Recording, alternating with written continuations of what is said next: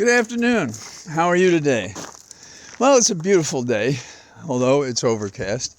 It's 50. What happened to my warm days? And there's a little wind, so you shouldn't hear any wind interfering with our audio component of my elaborate screening and filming of us walking through the woods in Northern Virginia.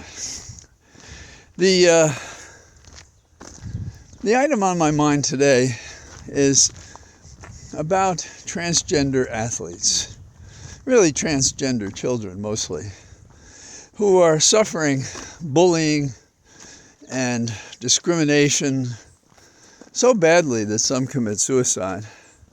As they're trying to find their own identity, some of them 10, 11, and 12, we have other people punishing them for the exploration instead of being tolerant, helpful. Imagine what it does to a parent watching a child coming home at night who's being beaten up on social media, and people are saying things about him or her and the pronoun they've absorbed into their identity, that they finally, after working it through, have arrived at this position. And their peers are pushing them back, and the parents of their peers are pushing them back, and they're attacking them in the school and in the street and in the games they would play. We spoke about a girl yesterday in West Virginia who just wanted to run track, but she's transgender, and her anatomical definition by these discriminating Republicans is of a boy. And people are terrified to have athletes who are anatomically a boy, but a transgender pronounced girl. And the picture of her running is a sweet picture of this young blonde lady running with her friends on a team in West Virginia. She's the only one in the whole state, and she's been allowed to participate in this team sport. She hasn't altered any of the positions available to others, and yet people would deny her that experience. Is it the case that in high school and college that winning is the only thing? Is it that we think it's cheating somehow when most of us are average to good athletes? It's good for us to participate in the teamwork. I myself wanted to be an Olympic athlete as a swimmer. And, I've been beaten by the best swimmers in the world. But early on, I discovered that I wasn't going to spend 6 hours a day. There were too many other things I wanted to do in education and other things. And I don't know that I could have ever done that. Didn't have the coaching, didn't start young enough, all of that. But I love swimming. I love competing at the level we were doing. And that's going to be the experience for most transgender students. It's a rare person who excels that way. And the experience of Becky in West Virginia fits into that. There have been adjustments to us in my lifetime. Did affirmative action mean somebody was going to supplant your application to get this or that position in a job or a law school in my case? But if those are the rules of the road, and that's what our culture and society demand, we should wrap our mind around it and make it happen. When Obama was against same-sex marriage and Biden was for it, Obama learned to change. I think people across America have learned to change. Transgender is the latest issue in which we're dealing with a very subtle difference that we react against, maybe because we don't understand it. In a similar but not the same category, there was a cartoon I saw once. It's a couple in bed covered up with the covers, and the husband is saying to the wife, with kind of a big smiling, not a thought in his head look, and he's saying, you know, the problem with our marriage is those gay people. That's it. It's not rational. It's a reaction about change. It's a reaction against something they don't care for. One woman who heads a group, and I don't remember the name of the group, but it's probably people who like to discriminate against transgender children. Okay, that's what it should be, because what she said is what we have is men pretending to be women. Oh, really? Men pretending to be women? Well, I don't know, 10 or 11 years old. I think that it's a genuine embrace of an identity that the person needs and that the person has thought before making these choices, which are very difficult because of the bullying and the fact that you stand out, and this one girl was in West Virginia. So I'm upset because Biden has rules that said, we want you to respect transgender, but, you know, in some cases you can change that. No, that's wrong. You shouldn't do that. But that's what we want to do. And, you know, as I talk to you about this, we have a ban in Kansas against all athletics by transgender. Now, the governor of the state, Kelly, I think that's right, vetoed the legislation, and the General Assembly or legislative body overruled the governor.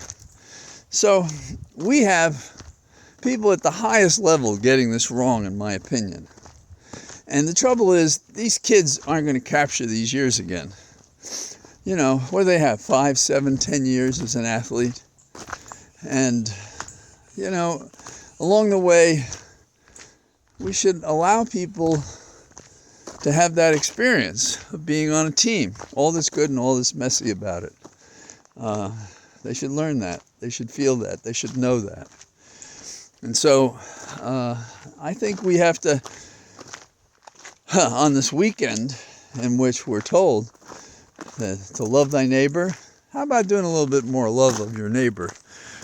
You're not really doing that when you're against these kids, when you're buying into these political discrimination shouts again. Oh, it's the transgender children.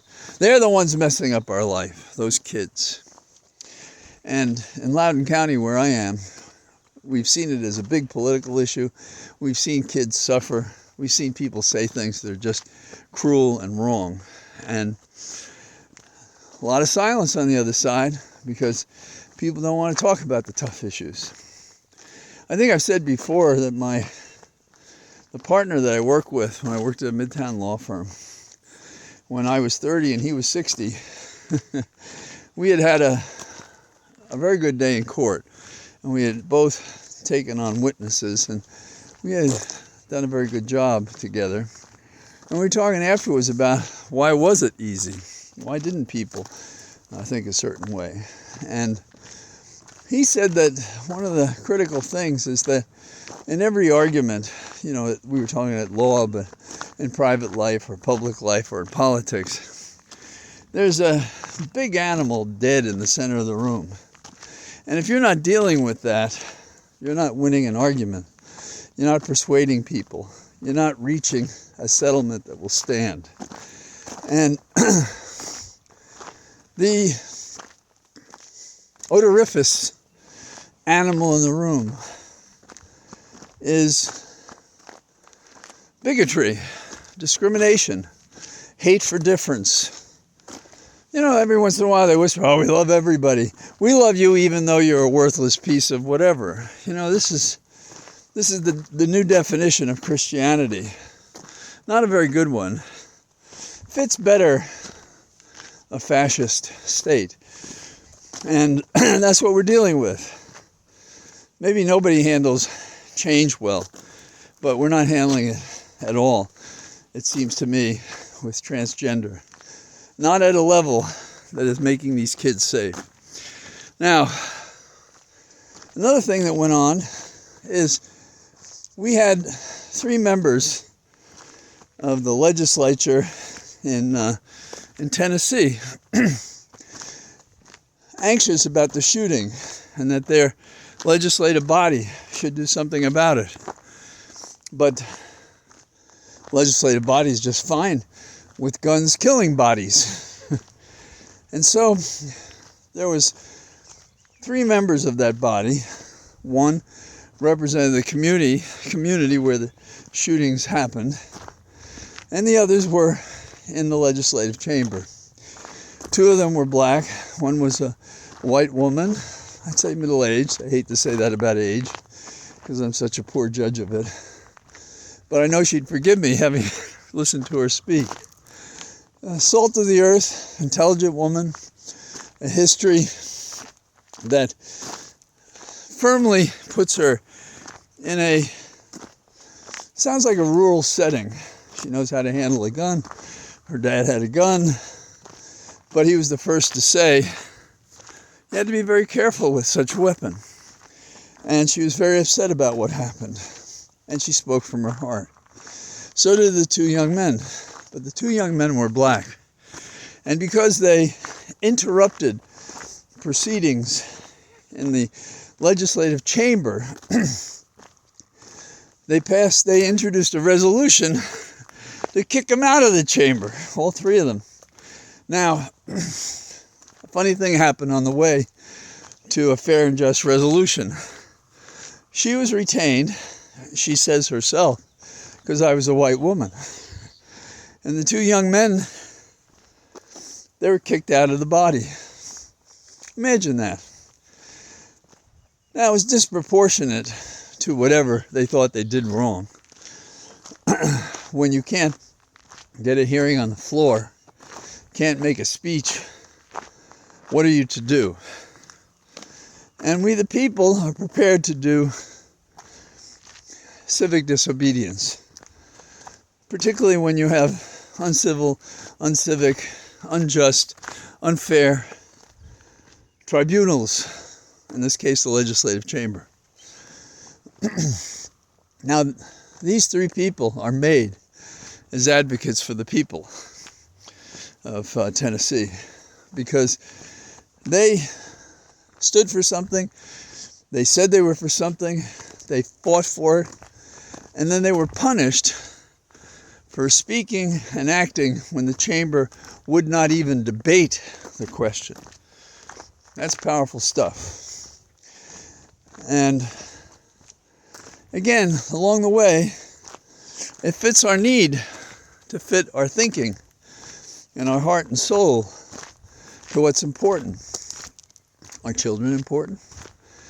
Or have we accepted the fact that every several days we're going to lose several shot by guns that shouldn't be on the street, that shouldn't be in the possession of anyone in a civil society? So, in Tennessee, remember, that's where the Scopes trial was, whether or not you could teach evolution in school. So, the scientific analysis by which you say, if I subtract a gun from an encounter, I increase the chances that fewer or no people will die as a result of some person being upset about some issue. Who you are, what you stand for, what your nationality is, are you black, or any of those things removed. Of course, if you're in a legislative chamber, you may get kicked out of the chamber, and so that 700,000 voters are unrepresented right now because of the genius approach, not by the legislature in Tennessee. So, I think there are a couple of other things going on, of course. We have member of the Supreme Court who goes on junkets and doesn't think we should care about it. That's splendid. It just sort of fits who he is and what he's been and why Thomas should never have been on the court in the first place. I mean, how many times do you take a trip that would cost you and your spouse $500,000? That's one of the trips detailed by Justice Thomas. And we see that he and his wife show up in these controversial situations. And what's the answer? Oh, the guy's giving him all the favors. He hasn't asked for any favors on any case pending in the court or in the lower court. No, but what about his philosophy? These people get together, what do you think they say? Is he lobbying for propositions, whether or not he has a case in the court? I think so. And Thomas says, well, Thomas never should have been on the court. That's the beginning and the end of the whole discussion. So, those are things on my mind on Not So Good Friday.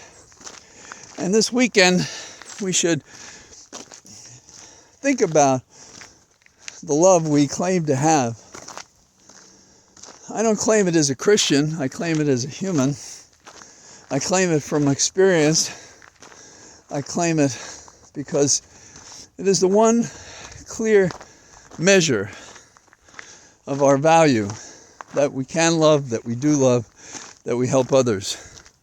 Not that we beat them into the ground, not that we discriminate, not that we're full of hate. And we have to deal with that, and the way to deal with that is to be better than that, to do the right thing, to stop people from doing the wrong thing, by law, by sanction, by protest. So, I say goodbye to you from my cathedral of trees, and I'll talk to you tomorrow. Bye-bye.